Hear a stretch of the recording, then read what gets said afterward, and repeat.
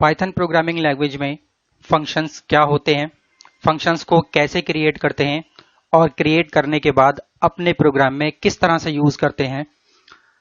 आज के इस वीडियो क्लास में हम यही सब बात फंक्शंस के बारे में करेंगे और इसके कंसेप्ट को समझने की कोशिश करेंगे।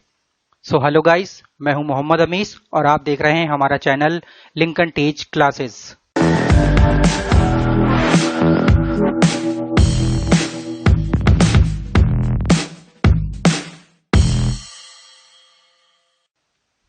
तो आइए बात करते हैं पाइथन फंक्शंस की। जनरली ये देखा जाता है कि एक लार्ज प्रोग्राम को हैंडल करना in comparison to small programs काफ़ी ज़्यादा मुश्किल हो जाता है। तो अगर हम इस लार्ज प्रोग्राम को छोटे छोटे यूनिट्स में ब्रेक कर दें और इन छोटे छोटे यूनिट्स को प्रोग्राम के डिफरेंट पार्ट से कॉल किया जा सके, तो इन स्मॉल पार्ट्स को ही, स्मॉल यूनिट्स को ही हम फंक्शंस कह सकते हैं। अगर हम बात करें बुक डेफिनेशन की, तो हम कह सकते हैं A function is a sub-program that acts on data and often return a result. तो चलिए हम फंक्शन के कंसेप्ट को समझने की कोशिश करते हैं बाय यूजिंग मान लीजिए मेरे पास एक पॉलिनोमियल है 2x स्क्वायर और इसको कैलकुलेट हम किस तरह करते हैं। देखिए, सपोज x की वैल्यू 0 के लिए, x की वैल्यू 1 के लिए, x की वैल्यू सोल्यूशन कर, अगर मैं इस पॉलिनोमियल का सोल्यूशन करता हूं तो मैं इस तरह से कर सकता हूं।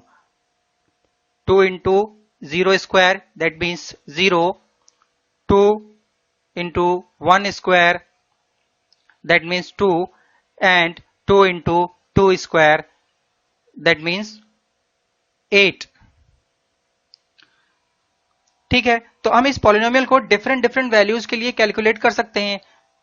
उसी तरह एक फंक्शन को यूज करके डिफरेंट डिफरेंट वैल्यूज के लिए यूज कर सकते हैं। तो आइए हम इसी पॉलिनोमियल का एक पाइथन फंक्शन बनाकर देखते हैं जिसमें हम यूजर से इनपुट लेंगे कि आप बताइए x का वैल्यू क्या होगा, जिसमें x की वैल्यू इनपुट करने के बाद हमारे सामने इसका रिजल्ट डिस्प्ले हो जाएगा। ठीक, तो देखिए इस पॉलिनोमियल 2x स्क्वायर को मैं फंक्शन बनाने के लिए लिख देता हूं f(x) is equal to 2x square. हमें ये हमारा फंक्शन है और इसी का ये हमारा पॉलिनोमियल है और इसी के लिए हमें पाइथन में फंक्शन बनाना है। तो ठीक है, तो देखिए उससे पहले मैं आपको बताना चाहता हूं कि पाइथन में फंक्शंस को क्रिएट करने के लिए एक कीवर्ड का यूज किया जाता है जिसको बोलते हैं डेफ, DEF, डेफ। तो चलिए हम फंक्शन बनाते हैं इस पॉलिनोमियल के लिए। सपोज मैंने लिखा कि डेफ कीवर्ड का यहां मीनिंग होता है कि we are going to define a function. Def keyword लिखने के बाद हम फंक्शन का कोई भी एक नाम देते हैं। सपोज मैं एक नाम देता हूं कैल्क समथिंग, और यहां पर इसी फंक्शन में मैं वैल्यू x की यूजर से इनपुट करा लेंगे। ठीक है, चलिए अब ये फंक्शन क्या करेगा, इसकी फंक्शनैलिटी क्या होगी, वो डिपेंड करता है इस 2x स्क्वायर पर, जो अभी मैंने आपको समझाया पॉलिनोमियल सॉल्व करके कि डिफरेंट डिफरेंट x की वैल्यूज आएंगी और उसके लिए उसको कैलकुलेट करके देना होगा। तो हम उसी तरह से काम करते हैं। ठीक है, हम ले लेते हैं एक वेरिएबल r जिसमें 2x की कैलकुलेशन के बाद हमारे जो रिजल्ट आएगा वो r में जाकर के सेव हो जाएगा और इसी r को हम रिटर्न करा लेते हैं। तो देखिए ये हमारा फंक्शन तैयार हो चुका है इस पॉलिनोमियल 2x स्क्वायर के लिए। तो आइए अब बात करते हैं कि इस फंक्शन को, जो हमने फंक्शन 2x स्क्वायर पॉलिनोमियल के लिए क्रिएट किया है, हम यूज कैसे करते हैं अपने प्रोग्राम में। तो देखिए जब भी हम ये फंक्शन अपने प्रोग्राम में लिखते हैं तो ये फंक्शन अभी कुछ भी ना ही वैल्यू ले रहा है, ना ही कुछ रिजल्ट डिस्प्ले करेगा, क्योंकि इस फंक्शन को हमें कहीं ना कहीं पर कॉल कराना पड़ेगा।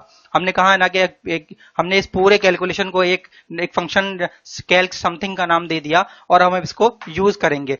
तो इसको यूज करने के लिए आपको हमेशा x की वैल्यू इनपुट कराना होगी, चाहे वो 1 हो, चाहे वो 2 हो, चाहे वो 3 हो। तो चलिए हम वो वैल्यू को इनपुट करा लेते हैं। लिख देते हैं कि x is equal to int और फ्लोट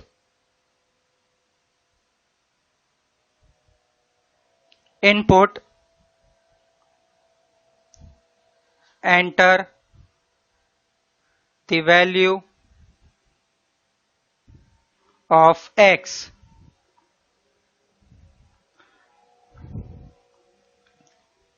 हम यूजर से x की वैल्यू इनपुट करा रहे हैं, फ्लोट हमने इसका डेटा टाइप ले लिया है ताकि अगर कोई वैल्यू हमें दी जाए जिसमें x की वैल्यू फ्लोटिंग पॉइंट हो, वो तब भी उसको एक्सेप्ट करेगा और हमारे पास इसको कैलकुलेट करके रिजल्ट को डिस्प्ले करेगा। अब देखिए हमारा प्रोग्राम कहां तक हो चुका है कि देखिए यूजर से इनपुट मांगेगा और वो इनपुट जाकर के इस डेफ फंक्शन को कॉल करेगा, लेकिन अभी हमने इसको कॉल नहीं किया है। तो आइए हम इस फंक्शन को कॉल करते हैं अपने अगले स्टेटमेंट में।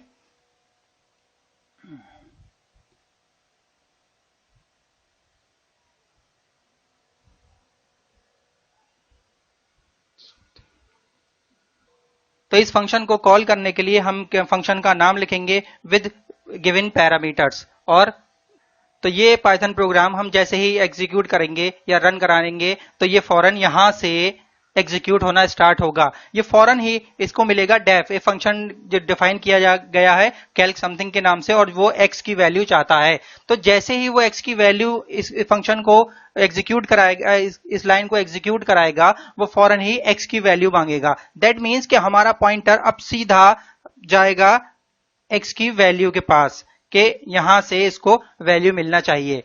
उसके बाद सपोज ये यूजर से फौरन क्या कहेगा, इनपुट मांगेगा। इनपुट देने के बाद फौरन से ये वापस जाएगा, इनपुट लेकर के ये वापस जाएगा और हम इस पॉलिनोमियल को अकॉर्डिंग इसका एग्जीक्यूशन करेगा और ये वैल्यू करने के बाद रिटर्न आर में आ जाएगी।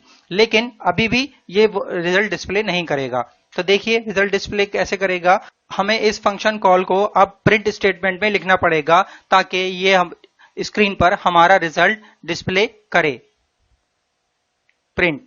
तो देखिए आपका फंक्शन बनकर तैयार हो चुका है। हमने डेफ कीवर्ड का यूज किया, फंक्शन को कोई एक नाम दिया, उसका पैरामीटर x दिया और उसको इस तरह से ये इसकी वर्किंग क्या होगी, फंक्शनिंग क्या होगी, हमने इसको बताया और ये इसकी वैल्यू को रिटर्न करने वाला है।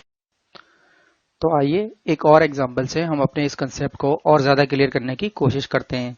देखिए मेरे पास एक और प्रोग्राम मैंने यहाँ लिख रखा है जो इस लास्ट प्रोग्राम में हमने बात की थी। डेफ फंक्शन का यूज करके हमने डेफ कीवर्ड का यूज करके फंक्शन बनाया था जिसको कैल्क समथिंग नाम दिया था। उसी तरह का एक नया एग्जांपल मैं आपके सामने रख रहा हूँ। ये प्रोग्राम है हमारा add.py टू एड 2 नंबर्स। तो हम एक ऐसा फंक्शन बनाना चाहते हैं कि जो 2 नंबर्स को यूजर से इनपुट लेता है और उनका समीशन करके उनका एडिशन करके हमारे स्क्रीन पर रिजल्ट को डिस्प्ले करता है। तो आइए समझते हैं इसको उसी वे में। देखिए प्रोग्राम, ये मेरा कमेंट है, आप सबको पता होगा। देखिए मैंने फिर से वही डेफ कीवर्ड यूज करके और एक नया फंक्शन बनाया है जिसका नाम मैं अपनी तरफ से रख रहा हूँ calc sum, because it is going to calculate sum of 2 numbers. ठीक, तो मैंने डेफ सबसे पहले डेफ का यूज किया है because we are going to define a function, the name will be calc sum. और इसके अंदर मैंने एक नहीं 2 पैरामीटर्स पास किए हैं। इसके अंदर 2 वैल्यूज जाएंगे x और y। अब देखिए x और y जाएंगे और उन वैल्यूज के साथ ये फंक्शन कैसा करेगा, ये क्या किस तरह का काम करेगा, ये उन दोनों वैल्यूज को लेकर सम x और y की वैल्यूज को लेकर जोड़ देगा और उसमें s में सेव कर देगा और उस s को रिटर्न कर देगा। ठीक, चलिए देखिए ये आपको अगर मैं इस चीज को अगर छुपा लूं कि ये चीज क्या है तो आप समझ सकते हैं कि ये हमारा पूरा एक फंक्शन है। जैसे आप लास्ट क्लास में देखिए ये हमारा एक फंक्शन है जो मैंने अलग दिखाने की कोशिश की है पिछले प्रोग्राम की तरह। तो जैसे ही ये प्रोग्राम रन होना स्टार्ट होगा इसको फौरन ये डेफ कैल्क सम मिलेगा और ये इसकी फंक्शनिंग को समझ जाएगा कि मेरे को क्या करना है। ठीक, उसके बाद टॉप लेवल प्रोग्राम्स की हम टॉप लेवल स्टेटमेंट्स की बात करते हैं। तो ये हमारे टॉप लेवल स्टेटमेंट्स हैं। ठीक, तो हमारा प्रोग्राम जब एग्जीक्यूट होना शुरू होगा तो ये यहां से स्टार्ट होगा। इसको हम बोलते हैं टॉप लेवल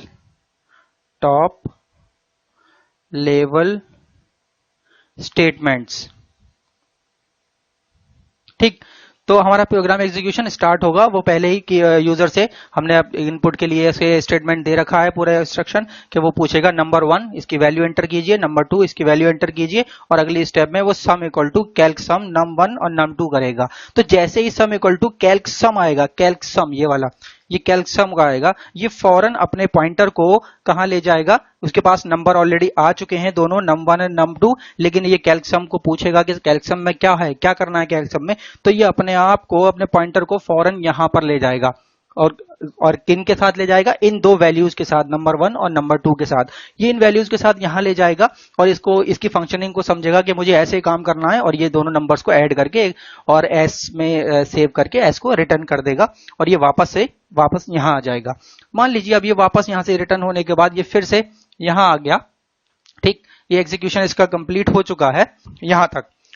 अब देखिए प्रिंट बाद ये रिजल्ट डिस्प्ले स्क्रीन पर कराने के लिए कहेगा, तो नेक्स्ट स्टेप में अगला जो इंस्ट्रक्शन है वो क्या करेगा, प्रिंट फंक्शन के थ्रू इसको सम ऑफ टू नंबर्स इज करके इस सम की वैल्यू जो हम यहां से उठा के ला रहे हैं, कहां से, यहां से, ये हमारा ये सम, ये वाला इस सम में आई होगी ये वैल्यू, ठीक है, ये वैल्यू इसको देके यहां से ये उठाएगा और यहां पर इसको रख के प्रिंट कर। तो अब मुझे लगता है कि आप फंक्शन को बहुत अच्छी तरह से समझ चुके होंगे और हम अभी आगे कोशिश करते हैं कि इसके बारे में और आगे बात करते हैं।